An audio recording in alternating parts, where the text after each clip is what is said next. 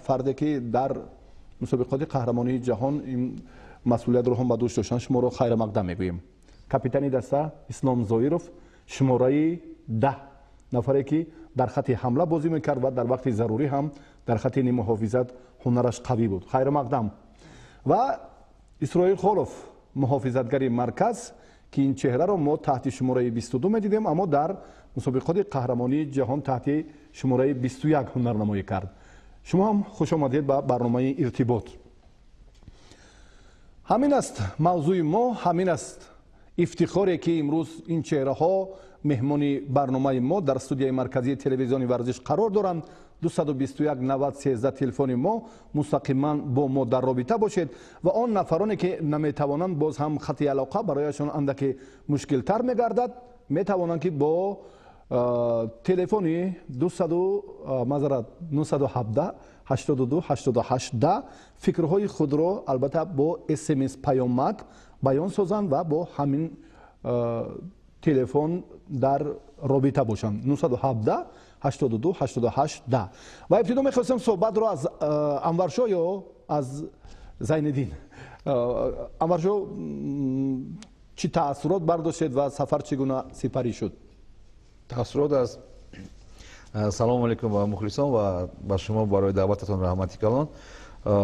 راستی ما با فکر موضوع قدر با ساعت و بود و هوای تاجیکستان موافقت نکردیم، برای اینکه دینا از سفر اومدیم و در اونجا گرچند که تابستان سر شد، در اینجا در چه که ما مشاهده کردیم تیرما است. و تاثیرات از برزیل چی تاثیرات داره؟ من اگر فقط در باره برزیل گپ زنیم، بسیار یک مملکتی زیبا بوده است و چه که گفتن پیش میدونستیم که یکی از مملکت هایی که در آنجا فوتبال بسیار در سطح بلند است و فوتبال دوست می‌دارن، همین خیلی هم بوده است. ما در وقتی سفرمون مشاهده کردیم که در تمام کوچه ها، در تمام ورزشگاه ها فقط بچه‌ها مشق میکنن و بعد از بازی ها با دسته های همین بازی رفیقانه با دسته برزیلیا، یکی از دسته های برزیلیا با خلاصه آمدیم که سطح بازی هم در اونجا بسیار بلند است و بازیگرایی که 19 ساله با ما بازی کردن فکر دارم که در سطح بسیار خوب، سطح عالی گفتن ممکن است تیاری دیده بودن با بازی ما و باز گفتنی هستم که بود و هوای بسیار خوب دارد و اگر درباره فقط مملکت برزیل شما پرسید، من همین رو فقط گفتنی. تشکر زیاد. آغاز صحبت ما هم تاثیرات از برزیل است. بعدا ما سیوژه رو منظور میکنیم و در نهایت برمیگردیم به موضوع اساسی که ما رو در پیش است. بار دیگر خوش آمدید و میخواستیم باز اندکی صحبت داشته باشیم درباره این سفر خیلی تاریخی شما. ما اول پیش رفتن چمپیون جهان اول مدکس اول خطی میجی که دسته پیشکی رفتیم و مملکت برزیلیا. شهرش اول شهر ویکتوریا، شهر ساو پائولو را مرشون که بچه در جو ماش میکنن، در جو زندگی میکنن، جوی خوشون خیلی تماشا کردیم. اول پیشایی که خیلی مملکتی زور است. بعدی رفتیم اکادمیشون رو تماشا کردیم، چقدر دستو ماش میکنن، چقدر حیثیت گولاکیشون چقدر ماش میکنن، چقدر کورشون پیش میبرن. خیلی بعدی دسته خطی رفتیم، ما در روز پیشکی برآمدیم در شهر ساو پائولو. در یک هفته مشقمون گذروندیم. خیلی گفتم من میذارم بود هواش بیاد نقص شما خورشید بچه دستی نقص کار کردن مشق کردن خیلی خوب. تشکر زیاد. سلامت باشید. 10 روز پیش از آغاز مسابقات قهرمانی جهان اینجا هم صحبت ابتدا از تاثیرات شما که یک لحظه چگونه برزیل را دیدن نمودید، بعدا ما سیوژه رو منظور میکنیم و با موضوع اساسی برمیگردیم. اسرائیل، من اول تشکر خود را به فدراسیون فوتبال تاجیکستان میرسونم که ما را 10 روز پیشکی به دولت برزیل روانه کردند و ما در طول 10 روز در بود و هوای آنجا خیلی خوب مطابق شدیم و شهر برزیلیا خیلی شهر خوب، یعنی با مدنیت، با فرهنگ خیلی دولت خوب میباشند و دولت برزیلیا به ما خیلی پسند آمد. تشکر زیاد. اسلام که بسیار هم خصلت نجیب دارد، کم سخن است، به هر نوع یک سخن هم گوید بهتر. اینجا که بسیار مخلصان هم البته پزمان شنیدن صدای شما رو دارند. اسلام، ما شهر برزیلیا خیلی محفوظ شد و ما میخواستیم که در شهر برزیلیا با ҳаракат кунем аз гурӯҳи худ бароем, аммо мутаассифона натавонистем. ташаккури зиёд. ташриф сарфарозист. ҳузури шуморо бори дигар хайрамақдам мегӯем дар студияи марказӣ. ва воқеан дӯстони азиз, як саҳифаи ҷолиб, як рӯйдоди фарабахши футбол ҳам ширкати мунтахаби 17-солаи Тоҷикистон дар мусобиқоти қаҳрамонии ҷаҳон ва ҳар касе ки дар боби нокомии мунтахаби наврасон сухан мегӯяд, ман фикр мекунам он нафар оҷиз аст. чунки ҳеҷ кас ҳақ надорад ки дар ҳамин варта, дар ҳамин ҷода, дар ҳамин ҷабҳа сухани ғайр гӯяд. дастаи абарқудрати Федератсияи Россия, кишвари аз ҷиҳати аҳолӣ беш аз 2 миллиард аҳолӣ ки ҷумҳурии мардумии Чин, яке аз давлатҳои на танҳо як Қатару Арабистони Саудӣ ва кишварҳои Арабистон ки имрӯз ҳам иқтидору тавоноиашон ва ҳамчунин боз макон ва тавлидкунандаи футбол кишвари Англия ва Олмону боз дигар давлатҳои абарқудрати Аврупову Осиё натавонистанд ки дар чемпионати ҷаҳон ширкат варзанд. сомонаҳои бузурги расмӣ ва иҷтимоӣ ва боз ҳам дар бисёр расонаҳои хабарӣ ҳам чун баён карданд ки аллакай иштироки Тоҷикистон худ муваффақияту худ шараф аст. бетаваҷҷӯҳ мекунем акнун ба ҳамон саҳифаи ҷолиб, ба як лаҳзае ки мунтахаби мо ширкат варзид ва ба истиснои аз гурӯҳ набаромаданаш, пирӯзиаш дар дидори аввал ва ҷасорати наврасони тоҷик саҳифаи ҷолиб ва рӯйдоди фарабахш аст. таваҷҷӯҳ мекунем. аз миёни беш аз 211 кишвари аъзои Федератсияи байналмилалии футбол ба даври ниҳоии чемпионати ҷаҳон баромадани Тоҷикистон ин худ дастоварди назаррас ба ҳисоб меравад, зеро имрӯзҳо кишваре нест ки ба футбол майл надошта бошад. ин гувоҳи он аст ки дар тамоми синни сол футболбозони мамлакатҳои аъзо талош мекунанд то ба чемпионати ҷаҳон роҳ ёбанд. аз он ки футболбозони навраси мо бо кадом роҳу восита иштироки худро дар чемпионати ҷаҳон 2019 таъмин сохтанд, бори дигар ёдовар шуданамон айни муддаост, зеро мамлакатҳое аз лиҳози иқтисодӣ аз кишвари мо низ пешрафта ин корро карда натавонистанд. ҳамзамон Тоҷикистон дар майдонҳои сабзи Бразилия ягона намоянда аз миёни кишварҳои собиқ иттиҳоди шӯравӣ ва аз қораи Осиё бошад. баъд аз Ҷопон дастаи дуюм маҳсуб мешуд. тими миллии наврасони мо он замон ҳайати бозингаронаш 16 сол дошт, рақобатҳои интихобиро пушти сар гузошту ба даври ниҳоии чемпионати Осиё баромад. дар чемпионати Осиё ки дар Малайзия баргузор шуд, футболбозони 16-солаи Тоҷикистон яке аз кашфиётҳои асосии мусобиқа гардид, зеро роҳ ёфтани онро то ба финал касе интизор набуд. чемпионати Осиё дар соли 2018 аз 20 сентябр то 7 октябр идома карда буд. маҳз ин мусобиқа тақдири иштирокчиёни чемпионати ҷаҳон миёни футболбозони то 17-соларо ки он замон мебоист дар Перу баргузор мешуд, ҳал кард. Тоҷикистон аз 4 роҳхати ҷоми ҷаҳон якеро ба даст овард. дар тӯли таърих ин бори дуюм буд ки футболбозони навраси мо дар чемпионати ҷаҳон ширкат меварзанд. агар таърихи футболи меҳанро барақгардонӣ намоем, бори аввал соли 2007 ба ин дастовард футболкорони мо ноил гашта буданд. аз чемпионати Осиё то ҷаҳон мо дар як қатор мусобиқоти дигари байналмилалӣ низ иштирок намудем. дар ин фурсату фосила макони баргузории маърака низ тағйир ёфт. кишвари футболдӯсти Бразилия ҳуқуқи баргузории мусобиқаро аз Перу гирифт. санаи 11 июли соли 2019 дар Цюрих маросими қуръакашии чемпионати ҷаҳон миёни футболбозони то 17 сола доир гардид ки Тоҷикистон шомили гурӯҳи И шуд. аз ибтидо ҳамагон медонистанд ки футболбозони навраси мо дар гурӯҳи марг шомил шуданд ва барояшон чемпионати ҷаҳон осон нахоҳад буд. бо умеди ғалаба мунтахаби кишвари мо роҳ пеш гирифт ҷониби Бразилия, сарзамине ки ҳазорон футболбози сатҳи ҷаҳониро тарбияву кашф намудааст. футболбозони навраси мо дар аввалин дидорашон ба мардуми тоҷик ҷашни ҳақиқии футболро таъмин сохтанд.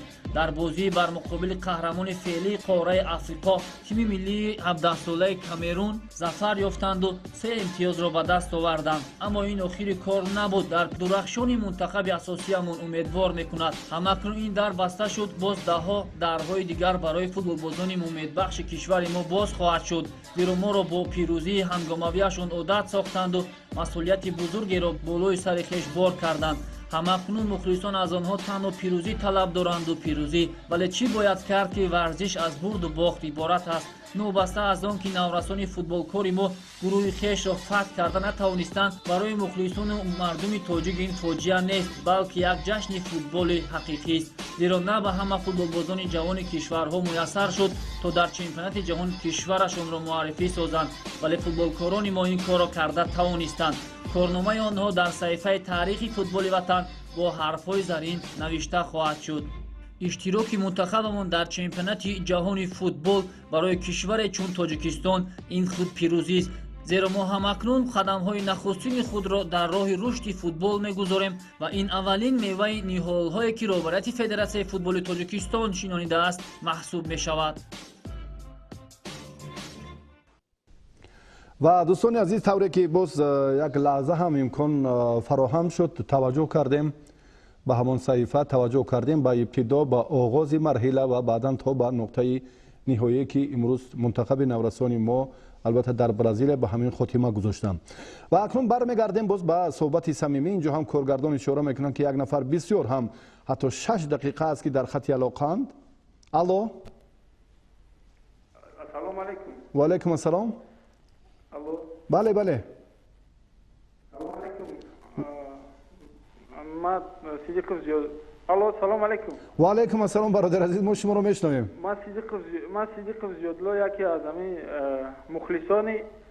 мухлисони ашадии ҳамин дастаи футболбозони Тоҷикистон сини то ҳамин 19 солае ки дар ин ҷоми ҷаҳон иштирок карданд, ман шахсан аз номи худ ва гарчанде ки имконият ҳам набошад, аз номи тамоми аҳолии ҷумҳурии Тоҷикистон ҳамин абармардони майдони тоҷикро ки дар ин бозии ҷоми ҷаҳон дар Бразилия гузашт, бениҳоят миннатдории худро мерасонам ва миннатдории тамоми мардуми тоҷикро барое ки беҳтарин бозӣ нишон додан, гарчанде ки таҷрибаи бозингарони мо, таҷрибаи бозии дастаи ҷавонони Тоҷикистон гарчанде ки дар чемпионатҳои ҷаҳон он қадар бисёр набуд, аммо инҳо ки беҳтарин бозиҳо нишон додан, миннатдорӣ менамоям ва ин бозингарон, ин абармардони майдон ҳеҷ гоҳ фаромӯш накунанд ки мо ҷавонони Тоҷикистон пайравони пешвои миллатем. доимо номбардории ҳамин гуна ҷавонон дар арсаи байналмилалиро бо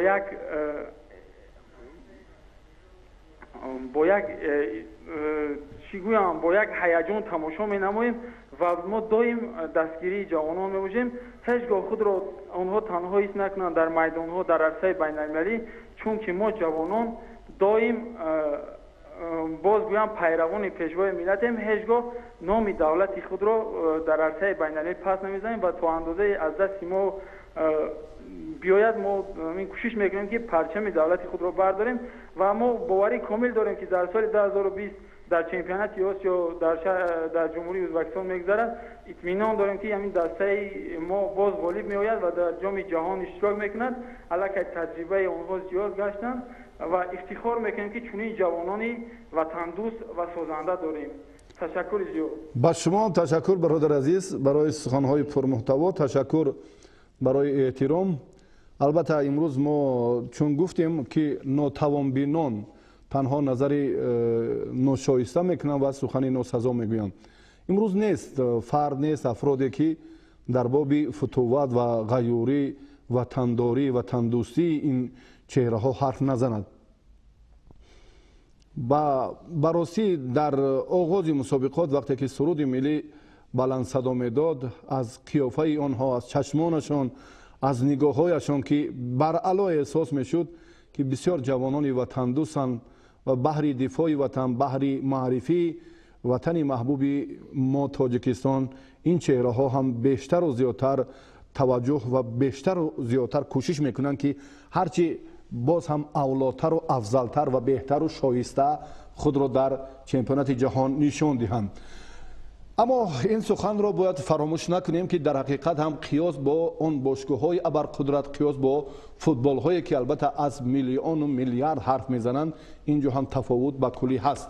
амаршо ба ин фикр розиед?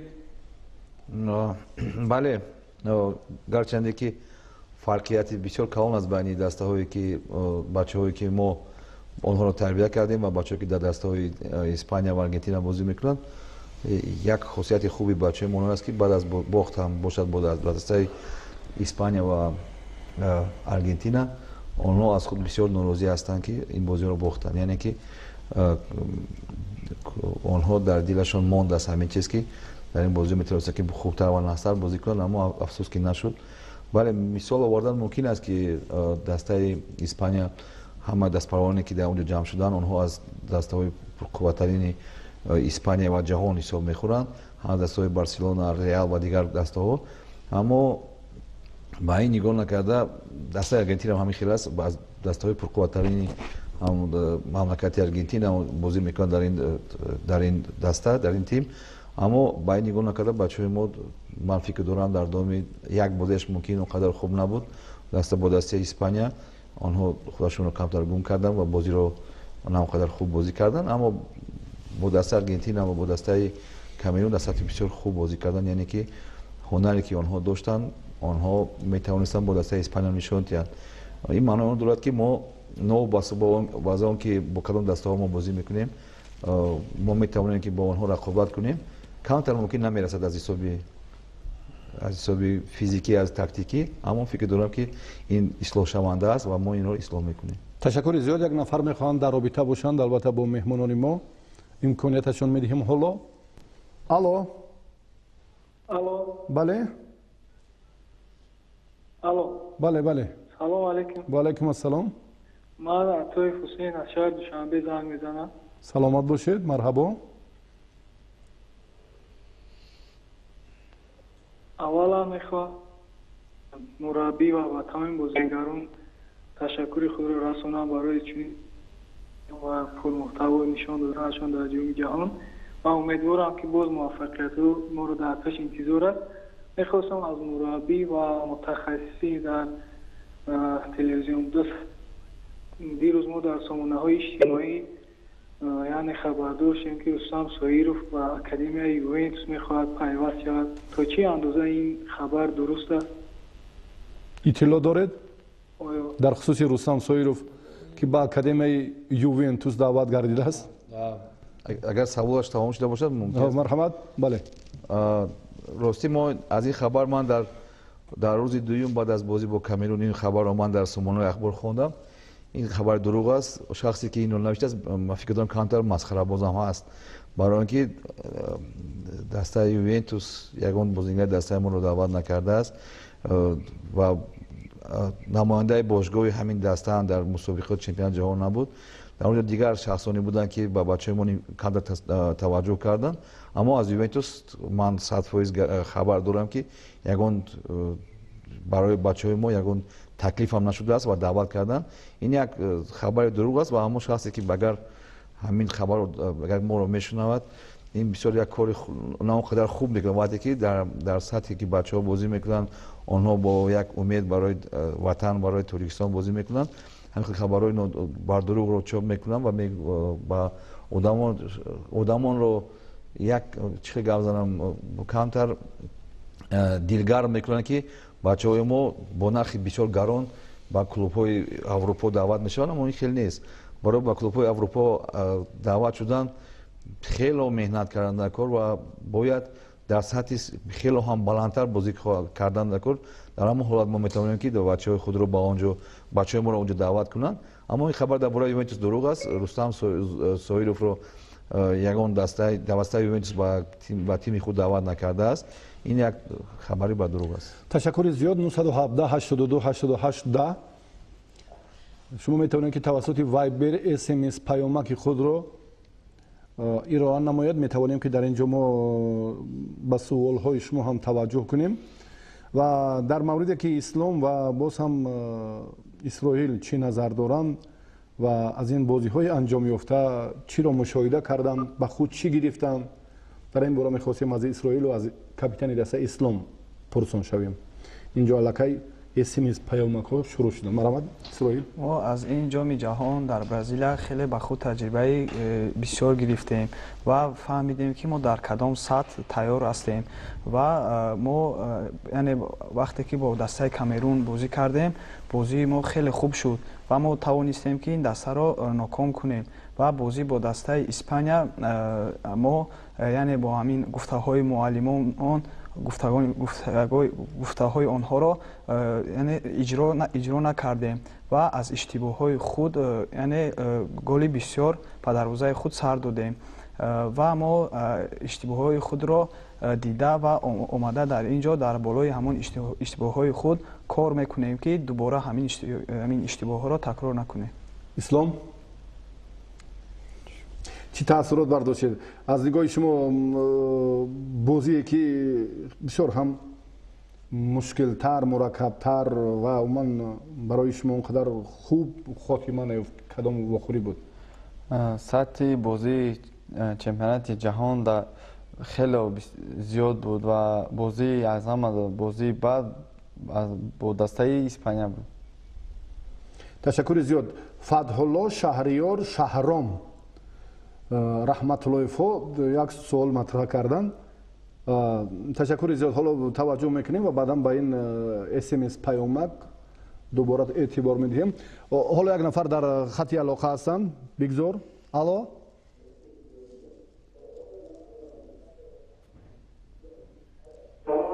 ва алайкум ассалом. Алло, салом алайкум. Ва алайкум ассалом. мутаассифона алоқа барканда шуд ва дар бораи Фатҳулло ва Шаҳром ва Шаҳриёр Раҳматулло зодаҳо шумо гумон доред ки нафаре ки соли 2021 шояд ба 40 миллион евро харидорӣ гардад, фарде ки аз ин ҳам бештар арзишаш дар баъд аз 2 сол пайдо мегардад, ин ҳамон нафари шумораи 19 аз Монако ва Ювентус ва аз Реал Мадриду, Испания ва Валенсияу дигарон буданд. ҳоё дар қиёс ба инҳо кори саҳлу оддӣ буд аз нигоҳи шумо ки наврасони тоҷик мубориза бурданд? назари шумо? бисёр шумо савол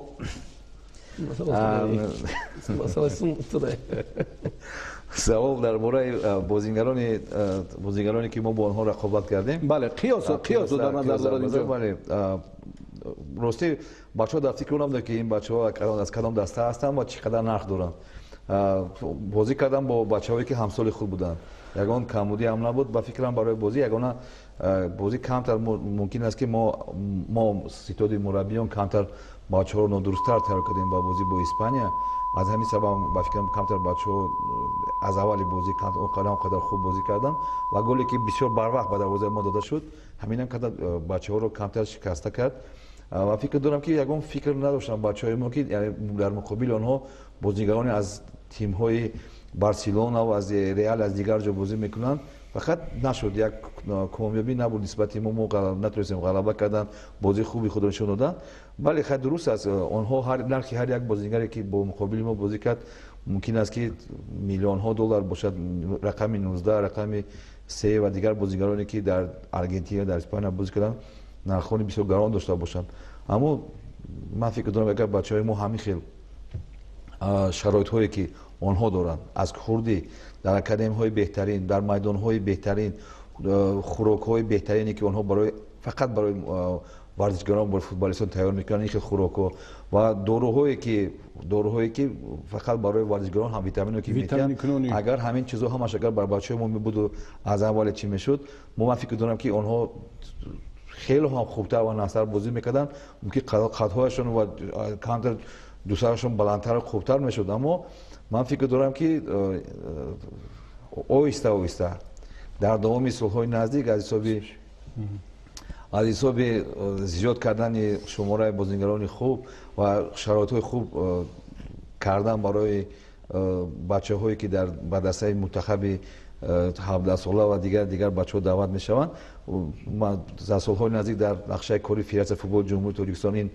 сохтмони базаи калон барои тимҳои мунтахаби ҷумҳурӣ мешавад. баъд аз сохтани ӯ ман фикр дорам ки бачаҳои мо аз ягон камбудӣ бе ягон камбудӣ бар муқобили ҳамин хел дастаҳо бозӣ хоҳанд кард. ташаккури зиёд. Холмурод Наврӯзбек Асомиддин.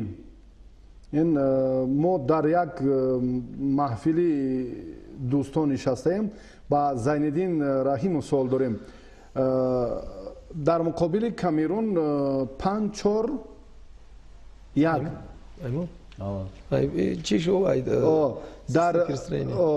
дар бозии дуюм тактикаро дигар кардед 4-5-1 корро баръакс кардед. Иллаташ ва акнун сабабияташ дар бораи ана ҳамин тактикаи ду тактикае ки дар дидори аввалу дуюм кардед мехостем назари шуморо фаҳмем. асос он система ки мондам системаи айне ки ба қафо гаштан 4-5-1 айне ки ҳуҷум кунида уже система 4-3-3 ами он чизе ки мо Камерун қатъи якум тайма доқа истифода бурда дуюм тайма уже шид Испания қатъи хостем ки чихе ки шумо шоҳид ҳастем ки зурмон нарасид ами перестроение дар 4-3 фақат мо оборона қапидем 5-4-1 гуфтаги ами дуруст е Камерун қатъи мо метонистем наздиктар ҳуҷум карда метонистем Испания қатъи мана физикӣ мо қаван намекардем. саломат бошед. боз ҳам як бародари дигар ин аз Куловшаҳр Ҳамид як суоли дигар матраҳ карданд. бозии шумо чун мушоҳида кардем ки дилчасп ҷозиб диданӣ ибратбахш буд дар муқобили Камерун. ман асоси ҳамин назарро дар ба майдон омадани ду нафар бозингар мебинам, Ҳамадони Камолов ва Рустам Соиров. оё имкон набуд ки дар бозии муқобили Испания ҳамин тактикаро пеша мекардед, яъне ҳамин ду нафарро мегузаштеду аз курсии эҳтиётӣ инҳо ба майдон меомаданд? Ҳамид шаҳри Кӯлоб суол кардааст. пеша бозии Камерун ман суҳбат шида будам ба яке специалистое ки ами Камерун бо пеша омадани чемпионати ҷаҳон ба дастаи Европа ёки ба дастаи Осиё ягон кас бозӣ кардагӣ будааст ё не? Ин бозӣ намекарда. Барои ман сразу хулоса баровардам ки системаи Европаро Осиёро и Камерун он чиз бозии моро мисол тамошо мекардам, мисол медонист ки Ислом Зоиров ёки Рустам Соиров медониста, яке он тактика ки Ҳамадони Камолов ва қатъи Рустам Соиров уже мо ама каса мураббии штаб мешитем суҳбат мекардем, анализ мекардем киёро бубарем. баъд ба ҳамин хулоса омадам ки ами ду нафараш нондан дар коре ки фоида бисёр мебарам мо дар дуюм қисмда. ҳамчиз ки ами тактика шид ба дуюм тайма уже Камерун успеҳ намекардам бачаҳоро қабида. баъд Испания қатъи намешид. Барои Испания як дастае ки шумо медонед ки футболаш фарқ мекард. ҳамаи моро азиёт кард. Медонед ҳамаи ключевой бозигаро чи дар сафти пеш чи дар қафо ӯро мешунем. ки Рустам қатъи Ҳамадон қисми аввалда уже кам-кам тупа меқабиданд дар пеш. агар мо қисми якум ӯро намебурдем исо мумкин 4 мумкин зиёдтар мешид. ташаккури зиёд. як нафар дар робита ҳастам, биёд бо ҳам бишнавем. алло алло. салом алейкум. ва алейкум ассалом. акаҷон як савол доштем. марҳамат. худро маърифӣ кунед аввалан. акаҷон пурси қави тренершуна пурсидаме будем кадом даста қатъи кадом даста турқувваттар буд ё Испания ё Аргентина? мушкили кадом даста буд мушкилтар? худро маърифӣ накардед? ба ин суол аллакай посух гуфтам. Испания ё Аргентина? Камерун ҳам он чизе ки ба чумо нақсакум бозӣ кардан дидем ки дарвозабони мо чанд момента гардон защитникои мо чанд момента гардон команда Камерун ҳам сус набуд. дар насиби мо буд ки мо моментон истифода бардем. Рустам Соиров тактике ки мо буромад 11 метра кард ягон бозиро бурдем. он чизе ки Испания хеле зуртарин ам Испания Аргентина ягон там сус набуд. дастаи заиф суст дар чемпионати ҷаҳон ширкат намеварзад. ҳақиқати воқеӣ аст ва омӯзиши دقیقی خودی ستاد مربیان اسپانیا بعد بازی اول ایلاد رو برای تیم تاجیکستان به میان آورد. آیا با همین گفته ها شما راضی هستید؟ سوال کردم پولاد نظرов شهری دوشنبه. یعنی آموزش بیشتر بود یا خسته حالی فوتبال بازان در بازی دوم مقابل اسپانیا یا شما رو آموختند؟ اساس اکنون در اینجا من گفتنی هستم که بغرض از اون که در هر یک تیم هر یک دسته بازیگران بسیار پرقوت دعوت شدند، در آن دسته ها باز مربیان بسیار پرقوت هم هستند. مربی تیم اسپانیا من فکر دارم که هر یک بازیگری ما هر یک تاکتیکی که نقشه کاری که مربی ما داشت هر یک حرکت یک بازیگر رو بسیار خوب آموخته بود. بعد از بازی با دسته کامرون من فکر دارم که همه نقطه های ضعیف ما رو یافته بود و با آغاز بازی از دقیقه اول همون کمبودی ما رو دریافت کرد و در دقیقه اول بازی با دروازه ما گل زد. باز همه خیلی در دوام تا آخر بازی فقط در هجوم بودند و این با آن آورده هستم که ما از حسابی که من با صحبت داشتیم با مربیان ما با خلاصه اومدیم که ما با این تئوری که آنها دیده بودند با این موضوع تیار نبودیم و برای همین هم همین خیلی حساب کلانتر شد. یعنی که من گفتنی هستم بعد سوال با جواب با که ما رو بسیار خوب آموختن. دسته ما رو از حساب بازی های هم پیشینه کردگی هم بازی که با دسته کامرون کرده بودیم بسیار خوب آموختن. اسلام محیط چه خیلی بود؟ مهمانخانه یا که با همون همسالان خود با همون رقیبان خود گشت و گذار میکردید؟ هم در این برنده که باز صحبت میکردید. مرحبا.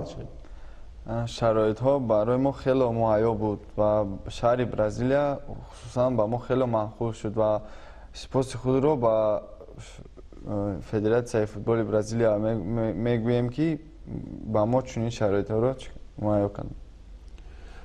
و همسالان خود رو مثلا در جریان همون فرصت های فارغ از بازی ها چگونه دریافتید؟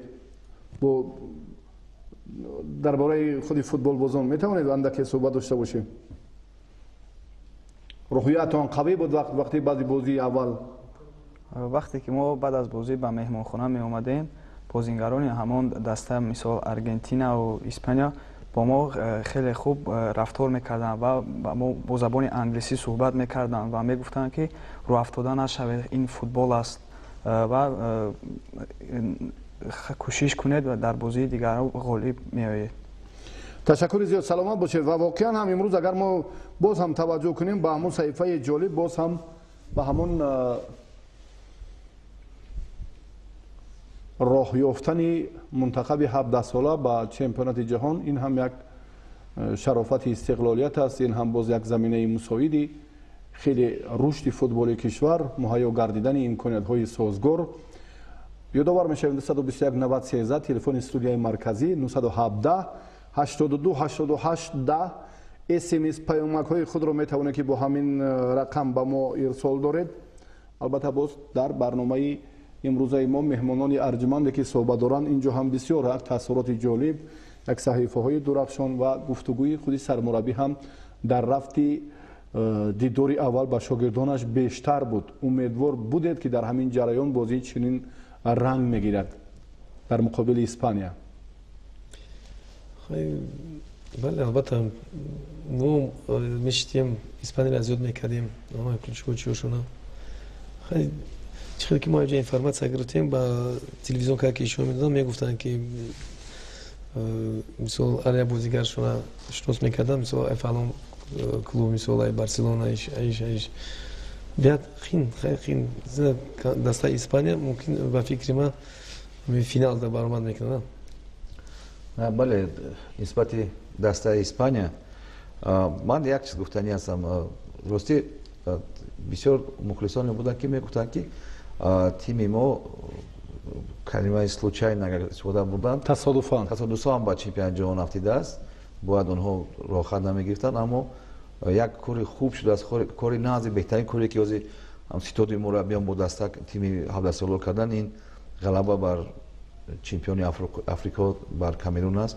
یعنی که ما نوابسته که با دسته اسپانیا و ارژانتین چه خیلی بازی کردیم، ما با همون مخلصانی که همین فکر میکنن فهمیدیم که این فکری آنها خام است. یعنی که мо тасодуфан ба чемпионати ҷаҳон нафтида будем. Камтар аз ҳисоби ки Заинин гуфт, камтар аз ҳисоби ҳамон хӯраккашӣ ба мо камтар он қадар мо рӯзӣ накардем ки бо дастаи Испания ва Аргентина ғалтидем.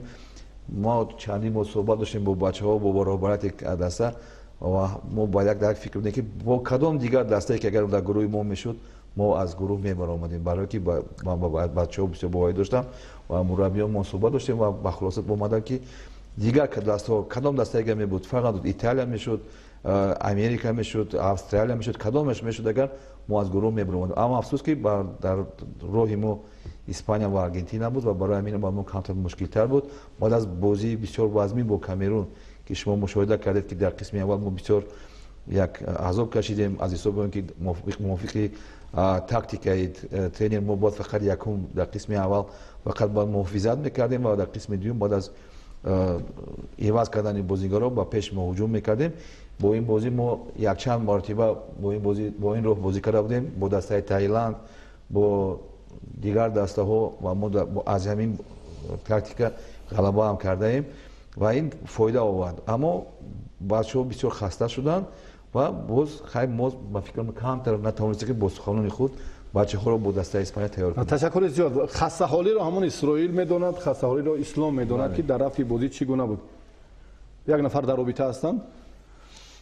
зуд ба ин садо албатта Ислом хурсанд мешавад ки акнун боз савол наметиҳанд ва бигзор нафарони дигар албатта. бале бале бале ассалому алайкум. ва алайкум ассалом. ассалому алайкум. ва алайкум ассалом. мо шуморо мешунавем. ман Саидҷон Физравзода аз ноҳияи Кушониён ҳастам. марҳабо.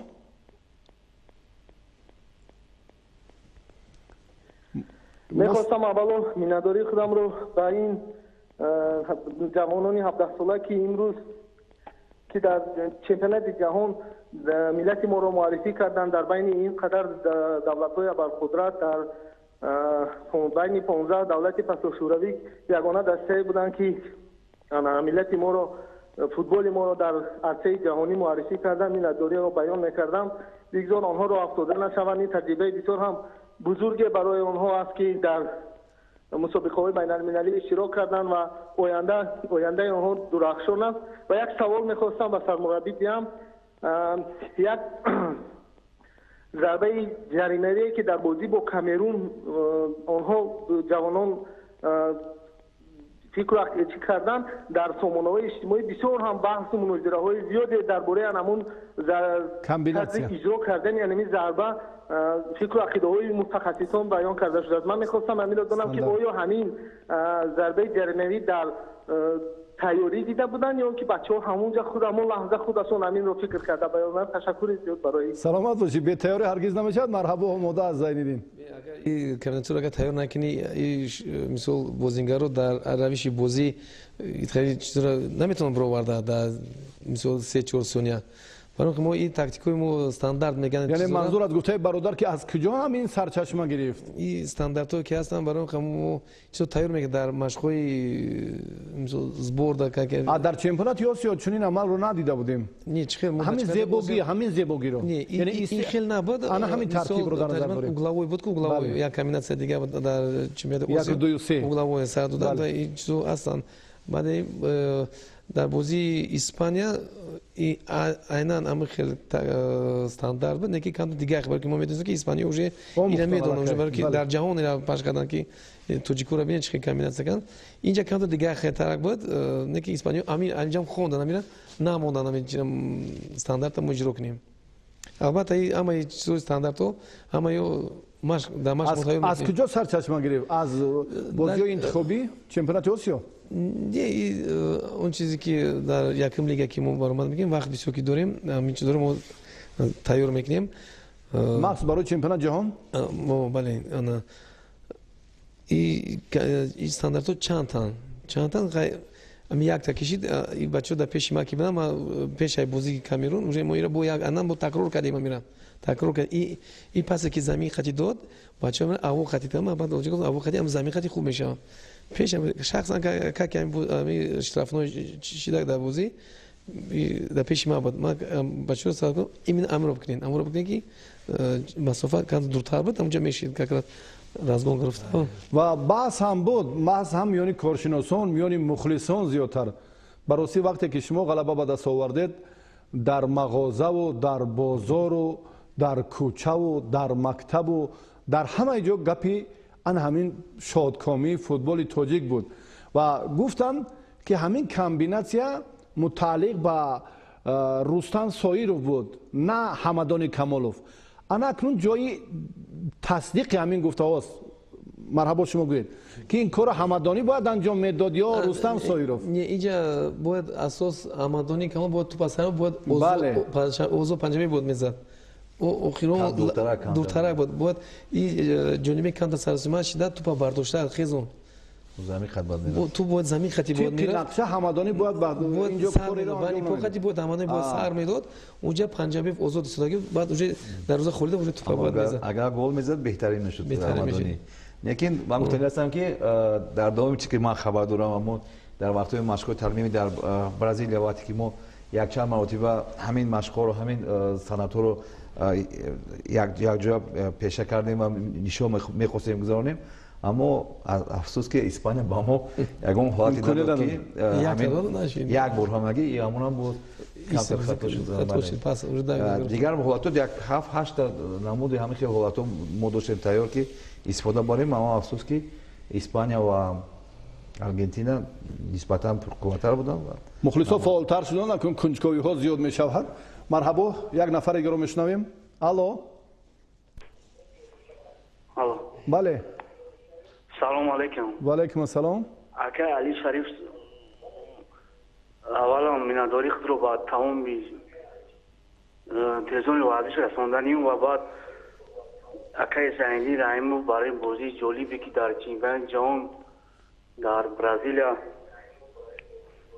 پیشکش کردن و یک سوال داشتم با مربی دسته سبب چی بود که قهرمان 2018 یعنی محیدین حسنوف در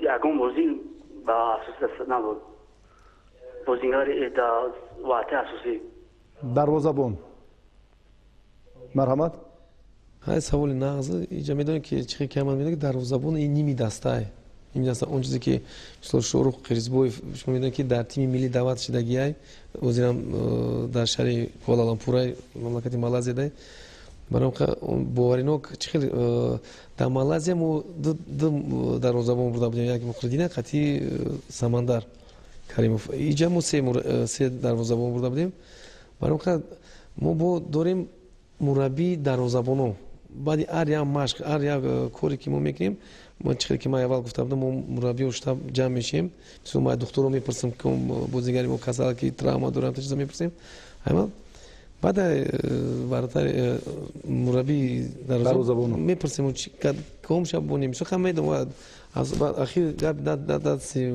مایل مثلا ما بودیم که در مشقی که پیش بازی نگاه میکنم شروع قسمت خوبتر میستاد خوبتر بو مثلا مربی دروازه‌بان با خچنی میگفت که امیر موندن نکنه برای که میگن که مندراش هر یک بازی مثلا تو با خود میام مثلا بگیریم که مثلا دسته کامیون غلبه کردیم در این بازی مثلا уже مخلینا میموندیم خیلی اینا گفتن نمیشه ممکن خیلی میگرفت و راست میگم ممکن نمیگرفت خیلی نیکی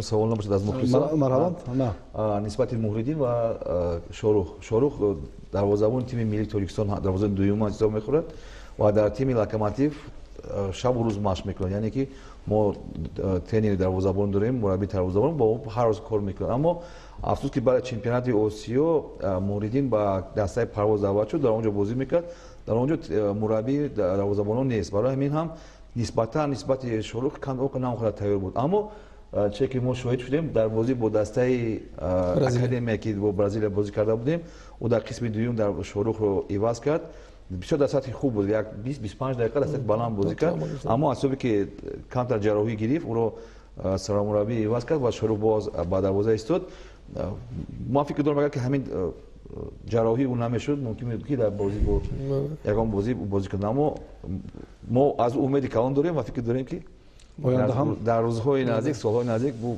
دروازه تیم ملی رو دفاع میکنه. تشکر زیاد. یک نفر میخوام باز در رابطه باشن. میشنویم. الو. بله. الو. بله. سلام علیکم استاد علی شریف. و علیکم السلام برادر عزیز. الهام الدین هستم از خراسان زنگ میزنم. سلامت باشید. برای زنگ تلفن تشکر. مرحبا. با کی سوال دارید؟ که علی روسی نداری میکنم با تلویزیون و عزیز با رستم امام علی که چیزان فوتبال بودن جوانی 17 ساله توجیه رو دستگیری کردن با چمپیونات برزیل رفتن.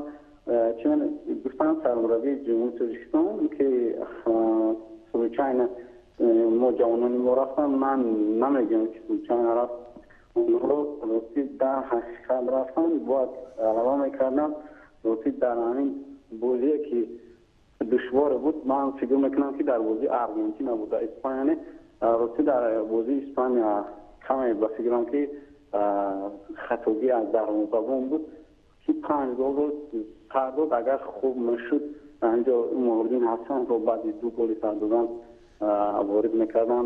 زمینی رای مینداری میکنم و میخوام تا سالهای بعدی در همین جوانان تاجیکستان بماند با کنار نشود. در همین خیلی بازی که باش دسته در یک جام میکنم میخوام که باشد تا سالهای 5-6 سال دیگر که میخوام باشد همین شاید تا چمپیونات 22 یا 26 ما رو در چمپیونات جهانی. سلامت باشید. سر موضوع میایم. با کی سوال دارید؟ تشکر. نه این سوال نبود، پیشنهاد بود. پیشنهاد هم نبود، این تمنیات بود. سلامت باشید. تشکر زیاد. مهردین حسن در مورد مهردین که بازی اول بازی دوم رو که با اسپانیا دایر کردن گل ها بیشتر شد، آیا امکان پذیر نبود که همون مهردین رو به میدان می آورده گفت بعد گل دوم خیلی که وزی گفته در خیالت بود همین فکر؟ نه فکر چی نبود، فکر در بازی ارژانتین بود یا پاروسش در بازی ارژانتین. در بازی اسپانیا این فکر نبود برای چی که اونجا خطای براتر خبیث نبود، خطای ایمینا موبایل چیزی که ما ایرا بعد بازی اسپانیا ما ایرا کار کردیم که بیاد بشه موبایل مون اسپانیا گفتم چیزی که پول هم ما را زیاد کرد.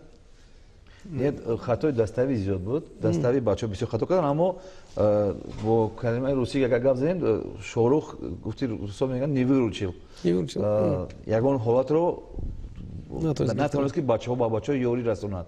یعنی که او مشکل بود برای گرفتن توپ، اما اگر که میگرفت اگر با مثل بازی با کامرون بسیار خوب میشد، اما در یگان حالت شاروخ نتونست که با بچه ها یاری رسوند. بعد در حالت درکاری من با او گفتم که خوب میشه که تو از همین 5 گلی که به دروازه ماندن یگان تاشو تو میگردوندی خوبتر میبود. 2-3 تاشو بچه‌ها رو بالا میشدن با پیش میرفتن، اما این نشد.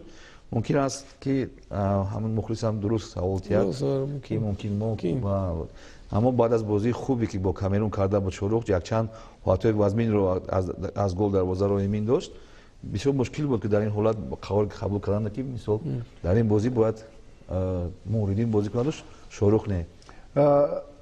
یاسین یتیم از شهر دوشنبه یک سوال پیشنهاد کردن از اسلام و از اسرائیل پرسید که هیجان بود در بازی با اسپانیا یا خسته حالی برقرار نشدن همون فرصتی که برای شما در کار بود، یعنی 2 روز 3-4 روز لازم بود که شما برقرار شوید، یا هیجان یا ترس در همون بازی که توپ را زود از دست میدادید؟ ما بعدی که با دسته کامرون بازی کردیم طول 2 روز دیگر وقت داشتیم که تا بازی دیگر برقرار شویم، اما با دسته اسپانیا ما نه اونقدر برقرار شده بودیم و خسته حال هم بودیم، از همین حساب نتوانستیم بازی خوب کنیم. اسلام همون خیلی بود؟ چنانه که گل اول رو ما در دقیقه اول سر دادیم، از همین سبب بازی ما خوب نشد، رو افتاده شد. این هم تاثیر خود رو رسانید، الکی دل سر شدن بچه‌ها. بله. و باز هم برخی از کارشناسان، بعضی از مخلصان هم بیشتر به آن نظر بودن که اگر تاجیکستان در دیدار اول با اسپانیا بازی میکرد با مثل کامرون آن همین خیلی فعالیتش را نشان میداد. یعنی حتی اسپانیا را هم مغلوب میکرد، چون که در بازی اول اکنون دست بالا شدن، اما در بازی دوم با کلی تاجیکستان آموختن. با این فکر روزید، یعنی بازی اول با اسپانیا میکردید، بعدا با کامرون چی نتیجه میشد؟ بازی اول در اسپانیا خطی ارژانتین بازی کرده بودن، این چیز معلوم بود که نمیتونستیم، فکر من خطی نمیتونستیم اسپانیا، برای که اسپانیا بیاد پرقدرتی بود، بیاد سختی بود اسپانیا. نه تیم ما در ادامه مسابقاتی که ما اسپانیا خطی با دستای رو برای میان روزی رو دویم مرتبه با خورده استیم، یک بار در شهری الماتو اصلا دا با خورده بودیم، 3 سال پیش ما 3-0 باید دادیم. همونجا دستا معلومات. من فکر دارم که تیم ما اگر که ما فکر کنیم که فقط در همه مسابقات در بازی یکم غلبه میکنیم، خطا است. شما خوب در دارید که در بازی یکم در تاریخ در چمپیونات آسیا نشون داد با مالزی 6 بر 2 و باید داده بودیم، نمیدونستیم که با اسپانیا چی بشه. اما باز هست بازیایی که ما هم خیلی در یکم بازی در مسابقه در بلاروس هم ما با تیم بلاروس 5 بر 1 باز باخته بودیم. گفتم ممکن نیست که ما اگر که یکم بازی میشد ما برزیل در دسته اسپانیا غلبه میکنیم.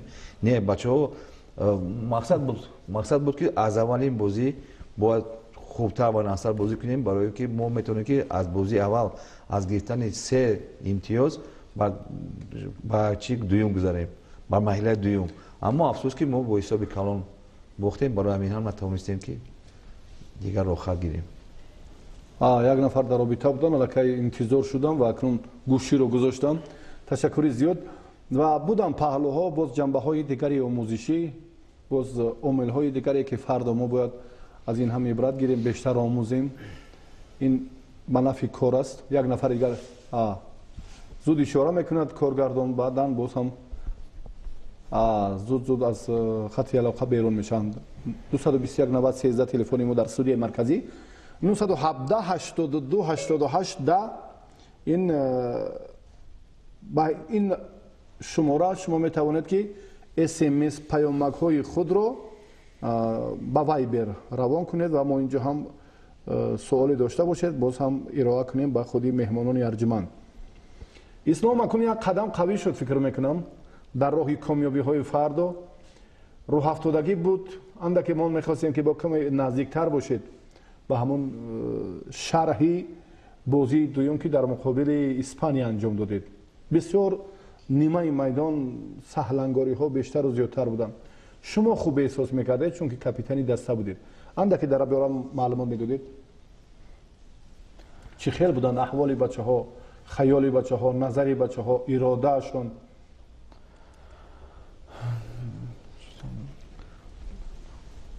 مشکل بود بچه ها با اسپانیا بودن. چگونه احساس میکردن؟ ناکامی را یا علاقه اسلام شد؟ چی گونه اراده بود؟ که دسته اسپانیا در دقیقه اول با ما گل زد، بازی با ما خیلی قین شد و اونها هجوم با هجوم کردن گرفتن و ما رو افتاده شده و بازی رو باختیم. برگشت البته به خط دفاع بیشتر بود، حتی در خط حمله هم موز چون نظر کردیم که همه عقب نشینی داشت به خاطر رفع همین مشکلی ها. وقتی ما هم اینجا به سامان میرسد برای اشتراک فعالانه‌تان در برنامه مستقیم ارتباط سپاس میگوییم. تشریفی که شما اینجا البته آوردید و فردا هم باعث بهبودی کار خواهد بود. مرحله های دیگر البته شما را انتظار است، ما از شما امیدهای کلان داریم. انور شو من راستی یکی آخری صحبت باشه من نیت الهه کردنی هستم.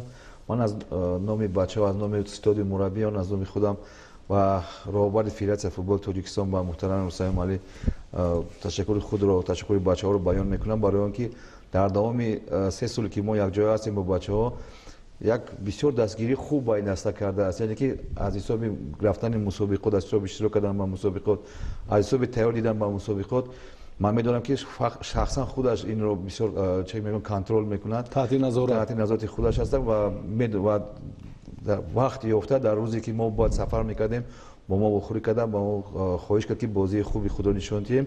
من مینداری خود رو مینداری ستاد مربیان رو با اون کس میرسونم. من فکر دارم که از این بازی کرده بچه‌های ما نه اونقدر زیق باید نباشن. من فکر دارم که بچه‌ها چه که من با صحبت با اونها بودم، من میدونم که برای چمپیونات آسیا دوچند تئوری میبینن و شرف فوتبال تاجیک رو همین بچه‌ها در مسابقه‌ای که نزدیک اومدن بالاتر میبردارن و فکر دارم که با این تئوری که آنها میبینن ما میتوانیم که میتوانیم که در سال آینده در چمپیونات آسیا رخت رو با چمپیونات جهان گیریم. این نصیب است، این وقت در کار، اما من فکر دارم اگر همین خیلی دستگیری از طرف رهبری فدراسیون فوتبال تاجیکستان باشد ما میتوانیم که تیم ما خوبتر و نسل‌تر برآمد کنه و این درس بسیار خوب بود برای ما در آینده در همین خیلی مسابقه ما میتوانیم که دیگر با ترس نه با یک دلی پر در مسابقه قوی. بله مرحبا. ما همچنان میگم چی میگم تشکر زیاد با فدراسیون و پرزیدنت فدراسیون فوتبال تاجیک خیلی ما هر یک مشق‌های تعلیمی زبور انجام می‌رفتیم. این با اساس تشکر زیاد ما می‌نداریم خدمت با مخلصای فوتبالی که اون آدمایی که پیش از نگاه نکردن سری بر وقت می‌خواستیم مخلصی می‌کردن. تشکر زیاد. اسلام و اسرائیل هم البته گفتنی داشته باشن، فرصت دارن حتی 1.5 دقیقه دیگر. من در آخر تشکر خود را به همه مردم تاجیک یعنی مخلصان فوتبال تاجیک میرسونم که ما را در دل شب خسته همچون نفر 12 دستگیری کردند و تشکری خود را از نام تمام بچه ها به آنها میرسونم. تشکر زیاد اسلام، کاپیتان دسته. خیلی یک هیجان لحظه هایی که شما احساس میکردیم که الکی در اینجا باز هم بعض از سرمربی در میدان همه کار حواله به خودی به دوش اسلام بود. اسلام من تشکر خود را به فدراسیون فوتبال تاجیکستان میگم، میانتداری خود را به مخلصان میگم که در شب را نگاه نکرده به ما مخلصی کردن و به ما باوری داشتن. سپاس خود را به آنها میگم. تشکر زیاد و آنها را باور میکنید که شما در آینده البته باز هم نتیجه های بهتر، موفقیت های شایسته را به دست میارید. بسیار هم کارگردان خواهش کردن که یک نفر آخرین رو هم زنگ تلفنش رو با هم شنویم. برزودی و اشاره کردن بگذار. الو. سلام علیکم. و علیکم السلام. الو سلام علیکم. و علیکم السلام. شما رو میشنویم. شما دوستمی؟ تشکر زیاد. شما رو میشنویم برادر. یک تا سوالم هایکو. مرحبا مرحبا. همین زندینکو بسیار ناز زحمت کردم. رحمت همین زندینکو با همین سوالم همین اکو که همین کوبو گرانات کننده و همین دسته ما نقص بودی کرد با ایسلندیا، بلژیا با یک کمانده دیگه فراموش کردم، کماندهای اروپایی بودن. همین اکو برای چی با اسپانیا با ارژانتین هم خیلی بازی نشد؟ بچه ها تجربه گرفتن با مثلا در بلاروس بازی کردن. همین تجربه نشد همین بازی‌ها که بودن مثلا در سال آمادگی. شما خود رو معرفی میکردید، از کجا زنگ زدید؟ من عزیز لطیپوف از شهر اصفهان. تشکر زیاد، سلامت باشید. بگذار. سوال داد خیلی گپوش درست. اون چی که در بلاروس میسوم با بلژیا و با جیو خورده بودیم در گرانات که نه با دسته تورکیا چیکار که اگر درست مرافع هر یک تورنیر میسول دستاو ساستای پرخواچ رو نمیبرن. ساستاوی میسول حیاتی خود سفربر نمیکنن. همش نمیکنن. برای چی بازیگر دیگر هم میسنجن. وابسته از درجه مسابقه است. تشکر. سلامت باشید. سپاسگزاریم. ما از شما امیدهای کلان داریم از منتخب 17 ساله که اکنون قدم به منتخب 19 ساله میگذارند. مرحله حساس شما رو در ازبکستان در پیش است. البته سال 2020 در چمپیونات آسیا در مرحله نهایی برای رخصت به چمپیونات جهان. اما اینجا نه نفران 17 ساله بلکه باز هم جوانان قوی تاجیک، این چهره های اصیل البته در مرحله نهایی و همچنین در چمپیونات جهان شرکت خواهند کرد. با این اطمینان قوی است. برای این زمینه را حکومت جمهوری تاجیکستان ما سرور معظم ملت پرزیدنت کمیته ملی المپیک کشور محترم امامعلی رحمان قوی تر میکنند و پرزیدنت فدراسیون فوتبال تاجیکستان محترم رستم امامعلی هم در اساس برنامه‌های مشخص و باز هم دورنمای رشد فوتبال هم توجه بیشتر ظاهر میکنند که دسته‌های منتخب باز هم از این قوی تر گردند و این راهی که سال 2012 آغازش کردند الکی در دوام 7 سال дар миёни дастаҳои наврасон самараи беҳтар, натиҷаи арзанда ро мо дида истодем. умедворем ки футболи тоҷик боз сол то сол рушд мекунад ва мо ҳам ба ҳамон умеду ормонҳои деринаамон хоҳем расид. барои таваҷҷӯҳатон ташаккур. саломат бошед ки моро ҳамроҳӣ кардед.